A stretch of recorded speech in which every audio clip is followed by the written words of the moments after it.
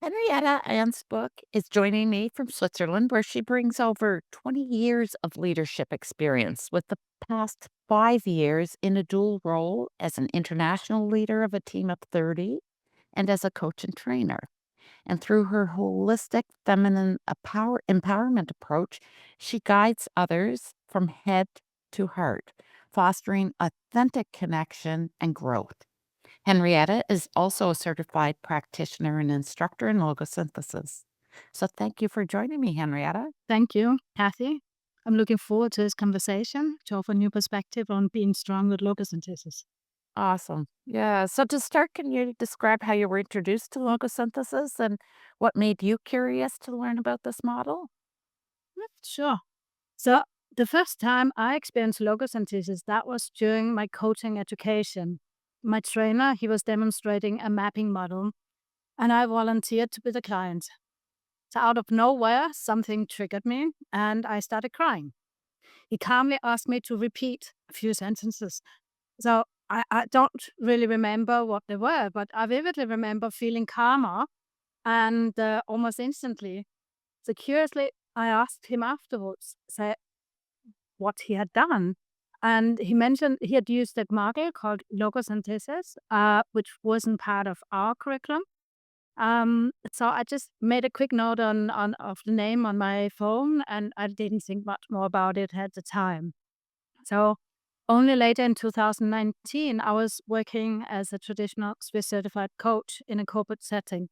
And one of my clients, he's been referred by me or by his boss to me to improve his performance. And despite multiple sessions, I struggled to shift his negative perception of his boss. And that left me questioning how best to approach a similar client in future. Um, I noticed that with my package that I've learned, I wasn't possible to do it. So around that time, I came across a flyer for a logosynthesis seminar. And what caught my attention that was this holistic focus on body, mind, and soul. And I think, Cathy, this is also the theme that is coming up in the logosynthesis day in January, isn't it? It is, yeah, a holistic So, approach and integrate. exactly. Exactly. And that resonated with me, and something about it, it also felt familiar, so I searched my notes, and I realized it was the same model my trainer had used on me a few years earlier, and I thought, "That's my sign." I signed up for the basic seminar, in Bad Ragaz, and I was immediately hooked. So I started experimenting with logosynthesis, and it was a very playful way, was with friends, family, and I realized how it could reach people who might not really recognize their own challenges or who tend to project their issues onto others. That experience made me realize that if I had known about logosynthesis earlier, I might have been able to help my corporate client shift to frozen energy that he associated with his boss. Um, So what happened with that guy? Did you ever find out if anything shifted for him with his boss? Like, did you get feedback from him? Unfortunately, I never had this opportunity to work with that client again. Using logosynthesis. However, over the years, I've applied logosynthesis with other clients facing boss-related challenges. And the interesting thing is that most of these clients approach me directly rather than being referred by their bosses, which, yeah, I believe may be difficult if you come to someone referred to by your boss. But in some cases, team leaders they have sought my help to prepare an employee for a leadership role or to improve team dynamics. And in those situations, logosynthesis has been instrumental in shifting energy, fostering alignment, creating a more harmonious team environment. Yeah, so when you talk about the corporate environment and the organizational issues that arise, I was also very familiar with that because when I was first introduced to logosynthesis, that was my experience, and I also started using it very much from a playful experimentation, and Yeah, and things shifted for people, and yet there is an element because sometimes this work can be deep and touch on things that, can trigger some deep emotion, that there is safety around it as well, that there's, that strong working alliance with your guide, whether it's a coach or a counselor or a therapist. So, I know that many people come to logosynthesis through a therapist or counselor because they're feeling stressed or overwhelmed, or they go to a therapist because they're struggling with mental health challenges. And yet there's also a group like myself who's kind of come through a different path. Um, from my perspective, I was strong, I was fine.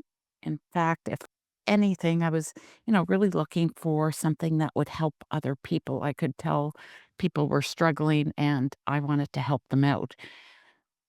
And yet, when I was introduced to logosynthesis, there was something that was so elegant about this approach that really just made me pause for a moment. And I was intrigued because I started to get curious, could this being strong feel different for me personally? Like I was working so hard and doing so much, and it was just a lot of energy, and I was reactive at times. So I thought, is there a way that this being strong could be different and calmer for me personally? So can you maybe speak to that? Sure. Yeah. For me, my journey with logosynthesis that started very similar to what you described, focusing on helping others. So I was initially drawn to logosynthesis as a quick, very effective way to support people. So logosynthesis is here to help others, whether that would be now in the corporate world or where I could enhance their well-being or even wanted to create a better culture. But it could also was just be for performance or with friends and family to help release their energy blockages. And during that time, I felt like had to ensure everyone around me was fine. So I did not allow them, or even myself for that matter, any bad days at all. It was always sort of, let's do logosynthesis on this Yep. film. You know that one probably. Yeah. So when I then participated in logosynthesis seminars, I often felt out of place. And like others, I could not think of any personal theme or issue to work on. So I found it so fascinating just to observe the others releasing emotions and resolving their struggles and themes. I kept telling myself, no, I'm fine. I don't have anything to address. And eventually, I brought this up during a seminar and I said, I have a difficulty finding a theme to work on. And yeah, it was kind of funny. The response was immediately, come here, sit on the chair, Henrietta. You have a theme. I have no theme. So, yeah, what then happened next, that caught me completely off guard. So memories of my mother surfaced and suddenly all of my control slipped away. Tears were running and I found myself overwhelmed with deep emotions that didn't even know that I was carrying. And afterwards, I felt a deep relief and lightness in my body. And that's probably through this experience, I realized that I needed to work with logosynthesis myself first to get rid of my unknown mental baggage and not only help the others. Uh, and through these three sentences of logosynthesis, you can elegantly get into your subconscious mind. So layer by layer, like the tsunami, and resolve unknown themes.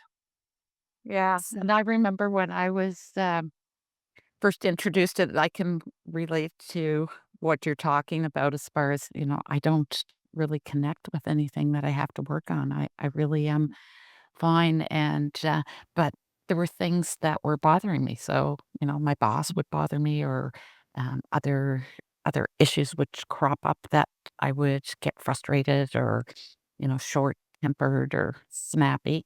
And I remember Willem saying, like, if it bothers you, Cathy, then it's your work to do. And I'm like, I don't think so. I think it's their work to do because they're not doing what they should do. Or they're not doing it fast enough or they're not working hard enough or whatever. And, he kept coming back, like, if it bothers you, it's your work to do, and there Mm. is such opportunity in that when we have the ability to release what bothers us and we're not dependent on what other people do. So, yeah, it's like, why is it always my work to do? And yet there's the other approach that nobody else can control how I feel. So, and it comes to me that it can be really challenging to cognitively think about what could be different. Like, this is energetic stuff. It's not cognitive, and especially when we're dealing with beliefs, like, if someone was to say you have to let go of that belief about needing to be strong, automatically my reaction would be, well, if I'm not strong, then is it that I'm the opposite, like I'm weak or I'm vulnerable? But working with logosynthesis, again, it's not cognitive, it's energetic, and we're shifting the energy and we're releasing what's stuck or frozen. So it's like we have more energy. So it's strong in a different way. So can you speak, like, does this relate to you? Can you speak to it and maybe give an example? Sure. Yeah, I can actually share my experience as an example. Um, so yeah, years later, when I started, when been working with logosynthesis for a few years, I was in a practice group discussion. We discussed about beliefs, and colleague Genty pointed out that my be strong mindset might be causing me to ignore my own feelings. And at first I was shocked. I thought, what? What was going on here? I still had this feeling that I did not have any issues, but the others had them. Um, but then I said, okay, let's try it. And we worked on my belief I can manage on my own, which originated when I was a 9-year-old girl handling life alone after my parents' stressful divorce. So I then felt this undeniable shift in my energy. It suddenly was like peaceful, and that was a breakthrough moment, where yeah, where I've learned a lot because I still see myself as a strong person and I can do a lot on my own. I don't need anybody, but still this shift that allows me to show more feminine energies, like I can now be vulnerable and I can show more compassion towards myself and others. And in general, there's more ease. I have learned to ask for help if I know somebody can do it better or faster than I can. And it showed me that the logosynthesis wasn't just a tool that I could use to help others. It was essential for my own growth and healing too. And that was so important to realize that. Yeah, and I like how you speak about that shift in the feeling, right? That there's a peace or a calm.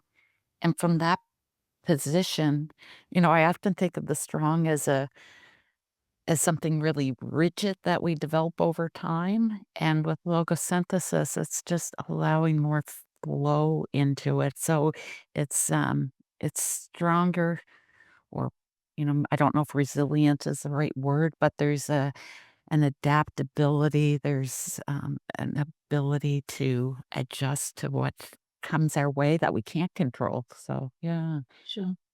So, I think this topic of finding a new approach to be strong is so vital right now because there's so much change and so much uncertainty, and we're all working so hard to be strong in work and strong in life, and we're getting so many messages from society and media about what that means. And we're not always aware of the potential issues that crop up. So maybe perhaps until we lose something that's important to us or it all comes crashing down. Can you speak to this? Oh, yeah. So many working mothers, they know what it's like to feel the constant pressure to be strong in work and life, want to keep up, juggling work, family, societal expectations. So I was there as well. And I Actually, I had to lose my job twice until I realized that I was on a wrong path. Recently, I just heard about a colleague of mine who took over a leadership role and wanted to show that she was more than capable of this role by putting in extra hours. And it led to stress in the relationship. Her husband was really frustrated, unhappy about it. She's never coming home for dinner. I cooked dinner. She's not coming. She ended up having very bad sleeping habits, and it caused exhaustion. And after several months of struggle, her body just crashed with a severe warning and forced her to reduce workload. And I think that this pattern of be strong and work hard as at this relentless pace that often push us into a survival mode. It's like being stuck in a hamster wheel.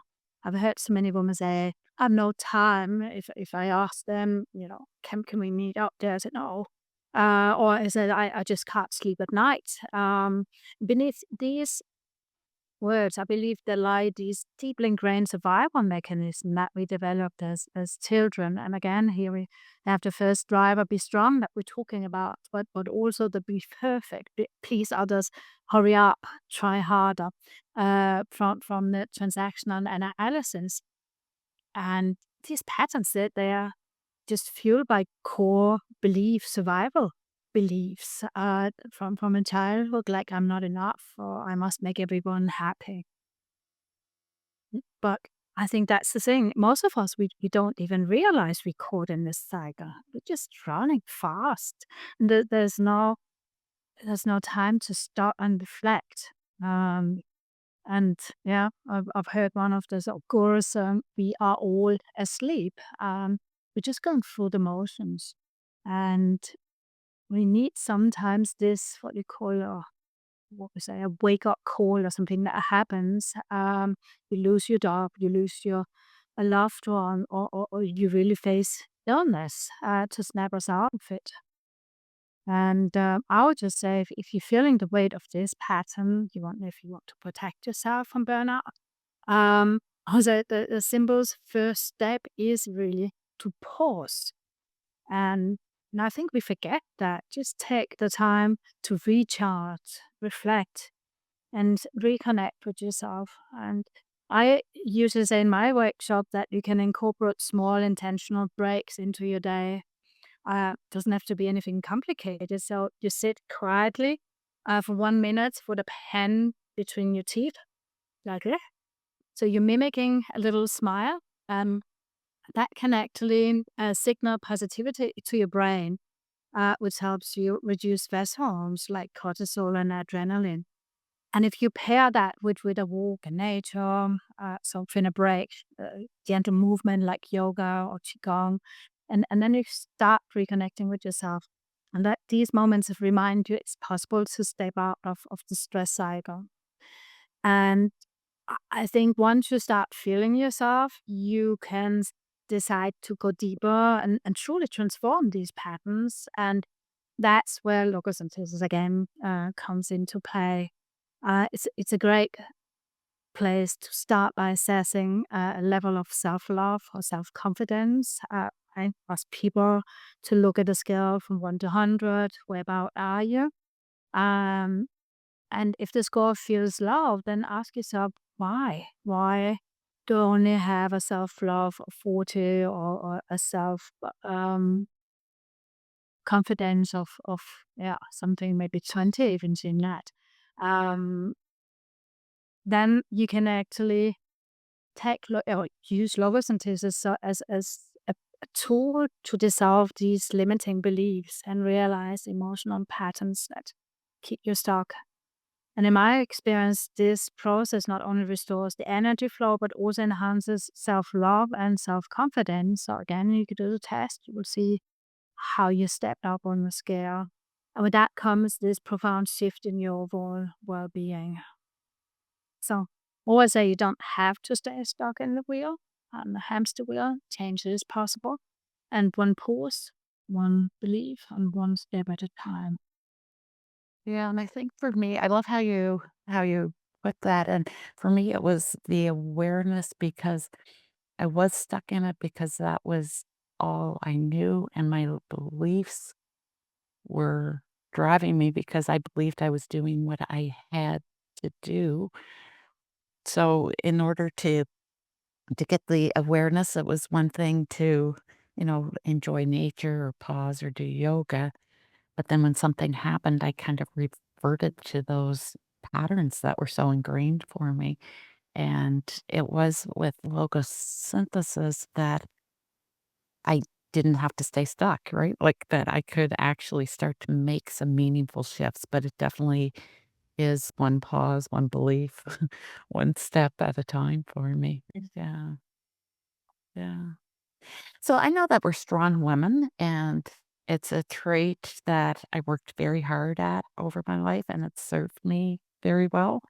And yet there's times when it got in the way of my goals, and I didn't even see it. If I look back, mm, I think, well, I could have done it differently, but in the moment, I did exactly what I believed needed to be done. And I think that's for most of us. So, I'll give a quick example. I was strong, so I took on more than my share at work and volunteering and even at home. And at one point, I'd get up early in the morning, I'd do yoga, nice and calm, and I'd do bookwork for a pharmacy, and I'd get my daughters up and off to school and head to work. I was working in sales at Kraft Foods, and so there was a lot of pressure on targets and stuff at the time.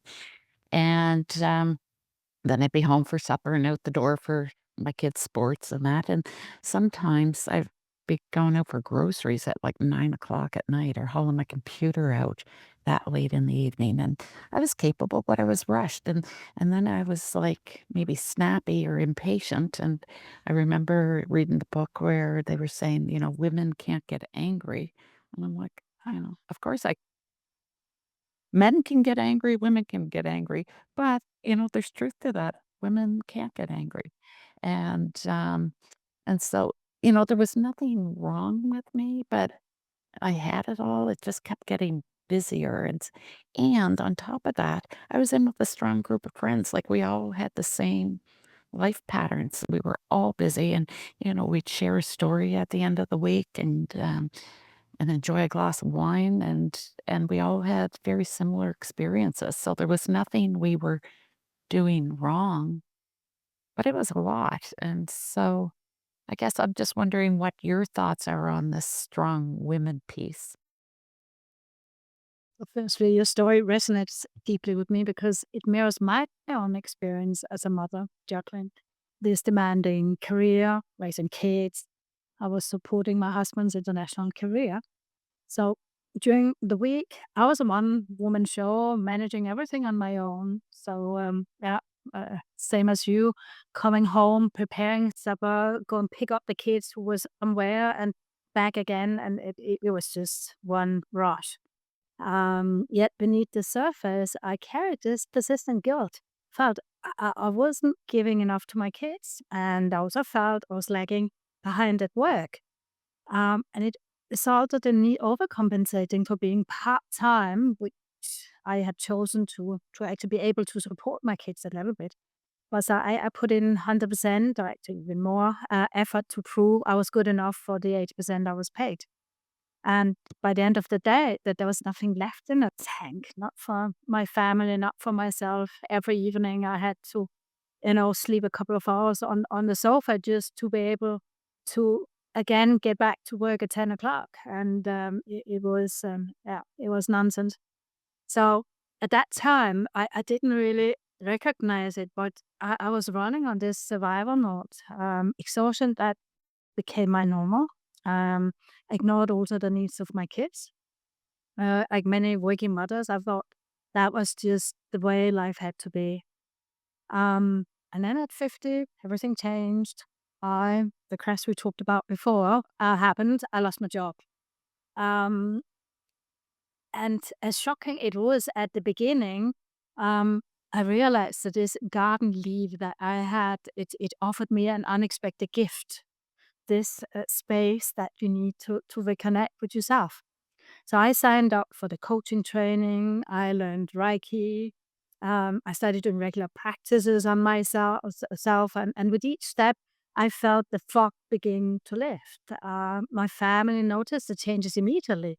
I was less snappy, more present, and far more caring. And that was even before I got to know about logosynthesis. Yeah. So I knew that I had this luggage to unpack, and that's when I then learned about logosynthesis that I could use it. And I realized with logosynthesis, I could free up energy frozen in my old patterns, and it helped me to transform this snappiness, especially that I had towards my mother, into a genuine compassion. So today we have this loving relationship that we never had my own life. And as I worked through my limiting beliefs, I felt ready to give back to others.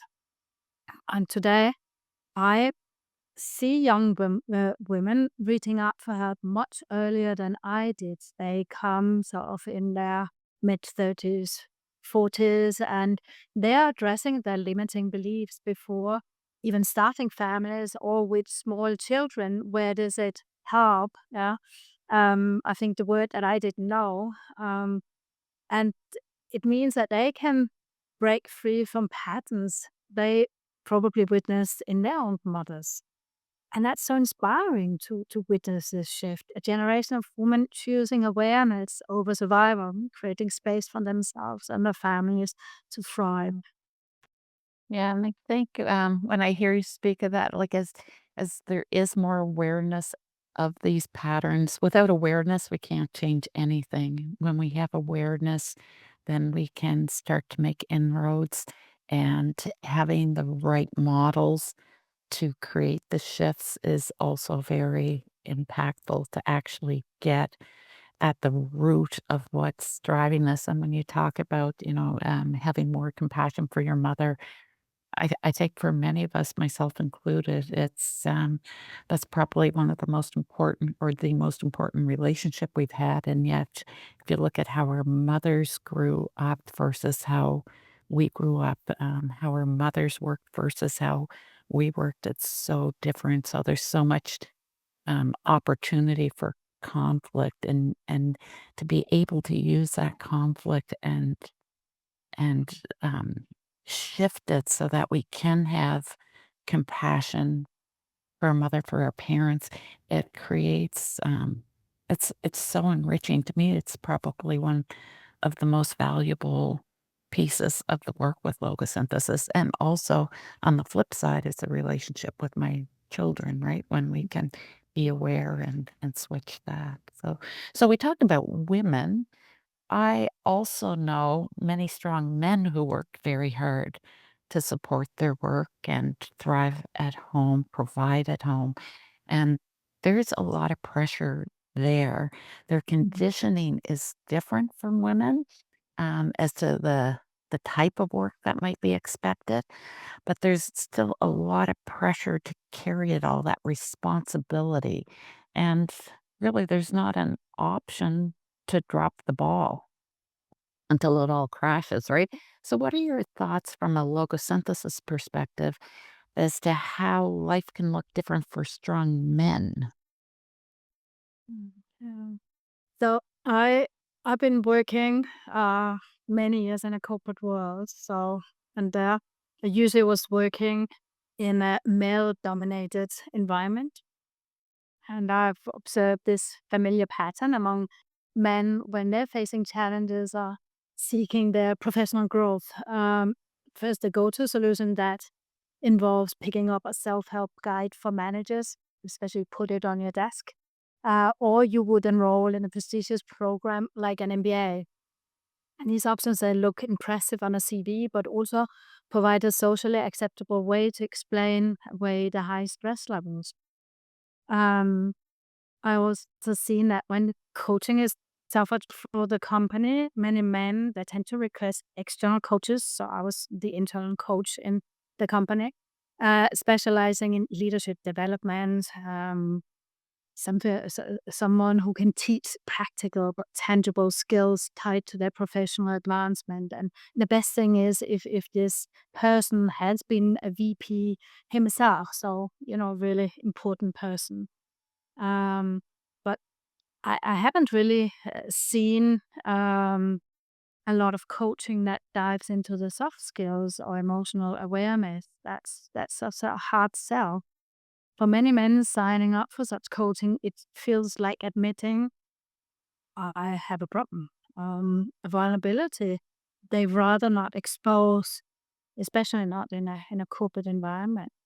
So it's often rooted in a deeply ingrained belief that real men they don't show weakness. So this belief, the be strong driver, that runs like an undercurrent through so many professional and personal interactions. Do you have an example of that? Um, yeah, I could take the example that actually was in my own home with my husband. Um, so of course, when I first introduced Logosynthesis to him, I framed it as a way to manage work-related stress, and he was sort of skeptical but willing to try it. But only when the stress became unbearable. So usually at the end of a especially tough day. And together, we worked on releasing frozen energies tied to difficult colleagues. It was always the others who had the problem. So it could also be some very high pressure situations where, he could not really find any peace himself, and those late night escalations that left him wired but exhausted. And at first, he kept things on the surface, addressing only the immediate stressors. As soon as he felt this relief, he says, "Okay, I'm done." So was very careful not to touch the deeper, more personal, maybe also subconscious beliefs. And one day he even asked me when I started talking about beliefs and how you could use logosynthesis to you know uh, change beliefs or neutralize belief. And he says, who will I be if you neutralize my beliefs with logosynthesis? And that was a very powerful moment of self-awareness, but also of fear, because letting go of those beliefs, it felt like stepping into an unknown territory, a loss of control that he wasn't ready for. So over years, his perspective began to shift slowly, and probably by watching me and watching my change, which we've been together for more than 30 years. So I definitely changed from being a very tough, aggressive woman to be softer, I would say. And that meant that slowly he allowed himself to explore beyond the surface. And today he radiates a compassion and lightness that weren't fully accessible to him before. The constant pressure that he had in his jobs that has lifted. And he has now become one of the most enthusiastic advocates for local synthesis that I know. So he's always telling me, I say, oh, why don't you do this? And you could go out and talk to these people. So it's really lovely to see the change. So today we work together occasionally to release stress, any upcoming beliefs, but it always has to be at his pace. So when it's changed, first of all, he's growing awareness of how his subconscious pattern influences his reactions. So he describes it sort of like there is this saboteur that pops up, whispering, "You should not react in frustration." It's usually when I say something, yeah, to prove a point. But now he recognized that this voice, and he says he has his choice to stay calm instead of succumbing to the old reactive pattern.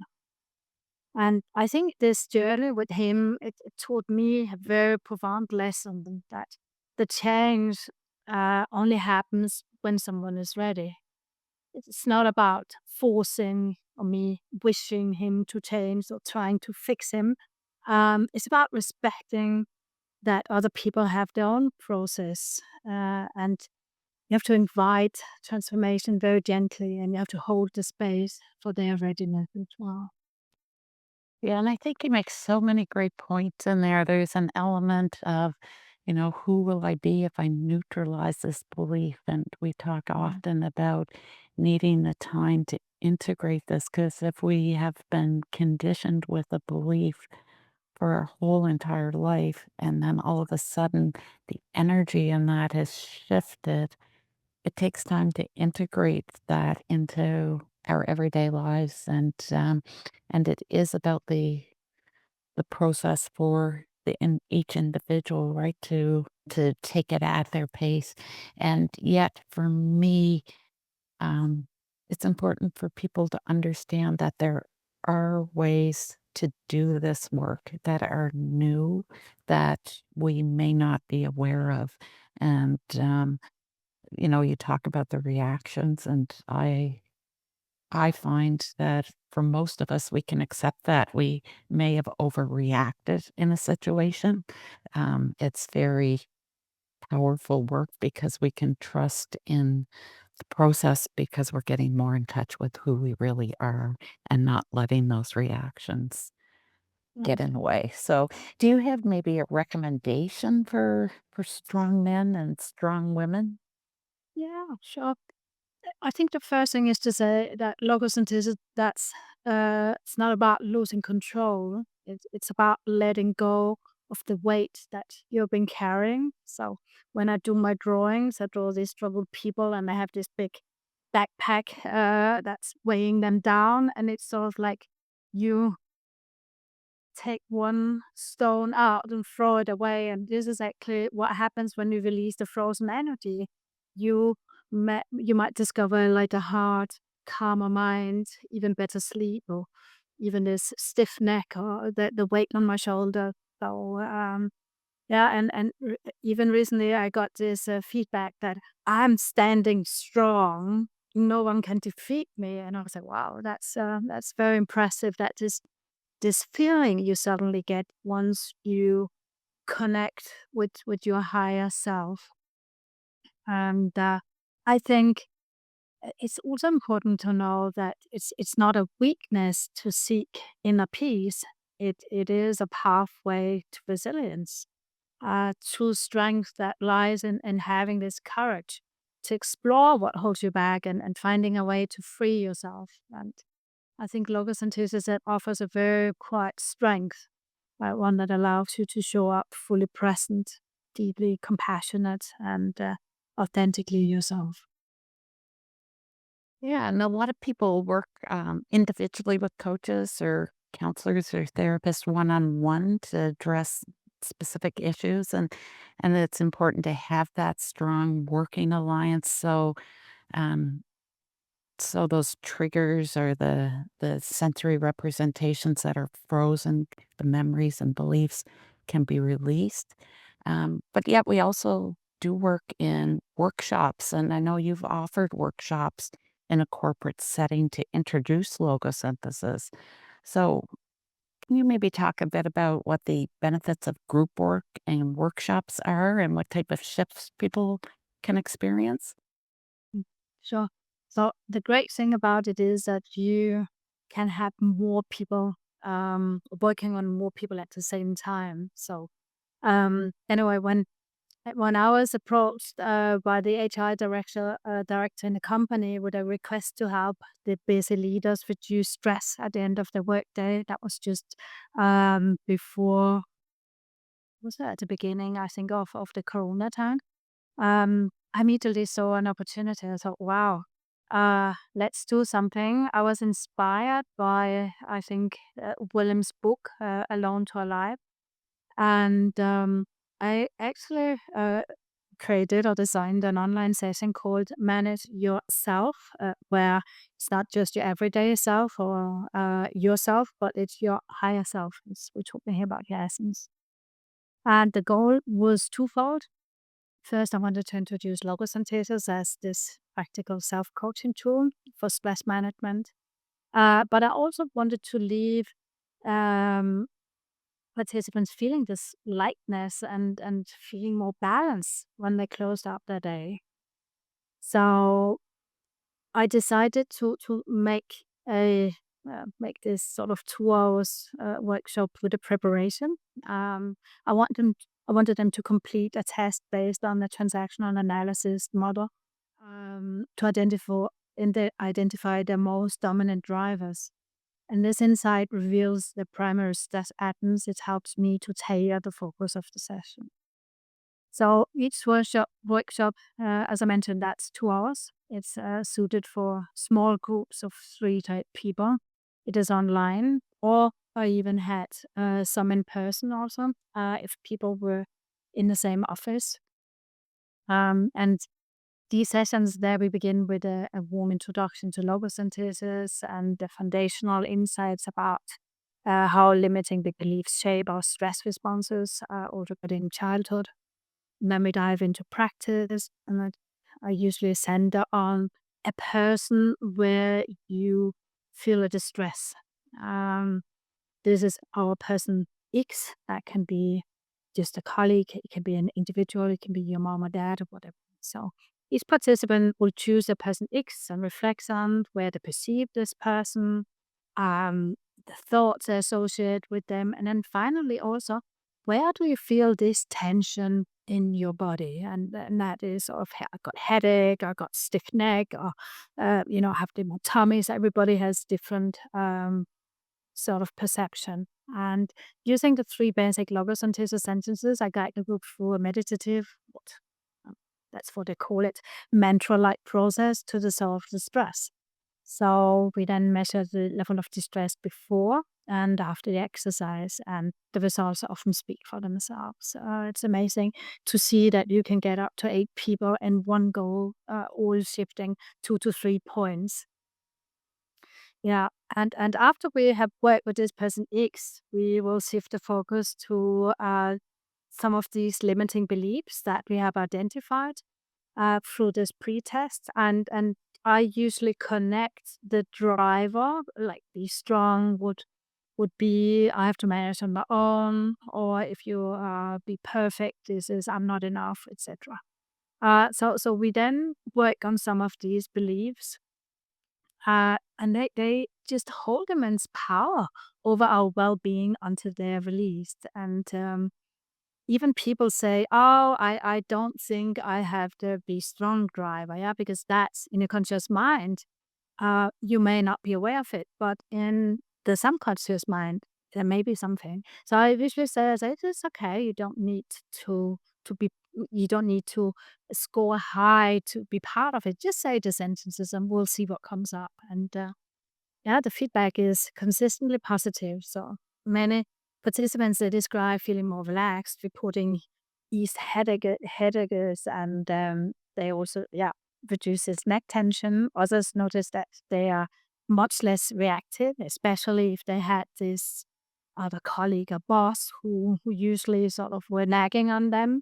Um, and I found that just so lovely. So some people they experience very profound shifts right away, but others observe more subtle changes over time. So sometimes I got feedback only days later and say, "Oh, this workshop that really changed my life." And I say, "Okay, so what happened?" And they come up and something that suddenly they realized had shifted. So regardless of the pace, the result is clear. Within just 2 hours, there's a noticeable lift in the group's collective well-being. All are smiling, so yeah. And I find that's very valuable transformation, especially in a corporate environment. Exactly. Um, Yeah. yeah. So I can give you one example from one of these workshops that I really love because it was with a group of these it was with a group of men in highly analytical roles, and seeing them signing up really made me very curious. And I thought, oh, what do they expect? So I had to call the boss and ask, "Hey, are you sure you know what you're doing, or do you expect anything special?" And they said, "No. We thought we wanted to work on our soft skills." So, of course, when I introduced logosynthesis as an energy model, one of them remarked, "I'm too rational for this." And I sort of said with a smile, "Okay, I think this is, like a belief, so let's try and work on that one." And, we used logosynthesis to neutralize this resistance or this belief, and the energy in the room shifted. To my delight, suddenly the group became more open, curious, embracing the process with newfound flexibility, and that really made me realize, yes, you can get strong men softer. And these moments that reminds me why I love this work, helping people reconnect with their essence, step into emotional freedom, even in skeptical or very high pressure environments, prove that transformation is possible for anyone willing to take the first step.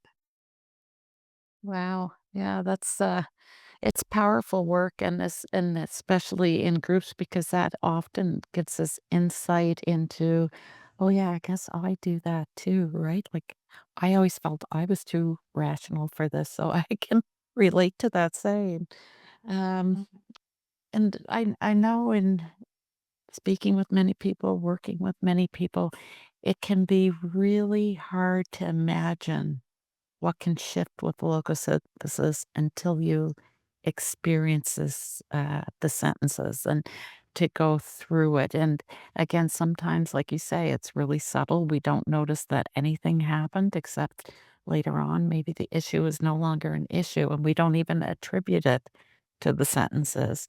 Um, and then other times there's some really intense emotions and it needs safety to be able to let the energy shift so that people can process it. Um, can you maybe give us an example about a coaching experience, like a one-on-one, when you noticed a shift for a client that related to this be strong? Is that Sure, yeah. Mhm. I have a very beautiful one, with a lady. Uh, when this client initially reached out, she was at the breaking point. She described a severe conflict with a colleague at work, and she had actually considered leaving the company. So she admitted that she was feeling this deep sense of hate towards her colleague, and so I took her through the normal process. I tested self-love, self-confidence, and I realized she was top on both. And I thought, wow, okay. So, but then we also did this driver's test, and I saw that the top score was on the Be Strong. And I thought, okay, so that's a young lady, very similar to myself, how I used to be, probably that she could not feel herself. She was a working mother. She self-proclaimed fighter, so she was prone to explosive reactions. She was very judgmental, cycling between optimism and anger. So explosive moments left her drained and embarrassed. That she struggled to break free from the cycle.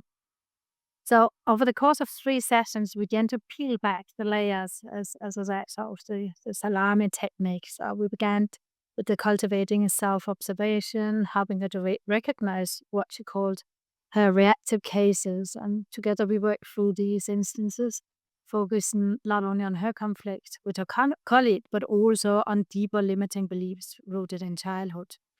And one pivotal moment that came when we addressed her long held belief, I have to manage on my own, the same one as I had.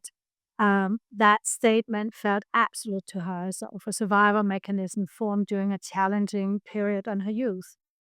So, using logosynthesis, we worked through the frozen energy tied to this belief. And gradually, um, I saw her perspective shift. Instead of I have to manage on my own. She began to feel a new true energy. So yes, I can manage on my own, but I don't have to. And with this realization, her energy softened. You could see it on her face. She let go of the rigid masculine self reliance that had driven her for so long, and she stepped into a more balanced, feminine energy grounded in compassion and forgiveness. So she even mentioned about this colleague and said, "Oh, don't do this to me." Almost start to love her. So it was very very special. By the end of our work together, she found peace, not just in her professional role, but also within herself. So her strength, once a shield to protect her from others, became a rescue to uplift and also support them. Um, she said, I now feel ready to go into a leadership role based on this. So I think the conflict that had consumed her no longer defined her days. She began to lead from the heart, with empathy and ease, transforming her relationship and her very sense of purpose. And she once described it. She says, if you survive in the mountains and I have a feeling I'm standing on top of a hill, and now I'm come up here and I have this peace and I look up and I see there are many other higher hills to climb. And I'll do that one day, but right now I'm at peace here. And it was very beautiful. Wow, and that's a great way of kind of defining that integration piece, isn't it? Like, I've taken a step, I've peeled back a layer, and I'm at this point, and yes, there's more to come, but I'm in a good spot where I am now. And I think, like, even when you speak about, somebody experiencing hate or rage or anger Mm. towards another colleague, and this is something that's doesn't get expressed well. Sometimes it's buried because it's not acceptable. Other times it comes out in the language. And and again, we're dealing with energy, which is irrational. It's not rational, but you don't have to stay frozen in those patterns. You can release it and feel Mm. peace and calm. So that's such a great example you provided. I'm thinking we got to wrap things up shortly here, but what's Yeah. a key message you'd like to tell your friends and colleagues about what logosynthesis can offer? Right. Yeah. So I just did one logosynthesis seminar, and then I was hooked. From that very first experience, I was just convinced of its power to create this profound change.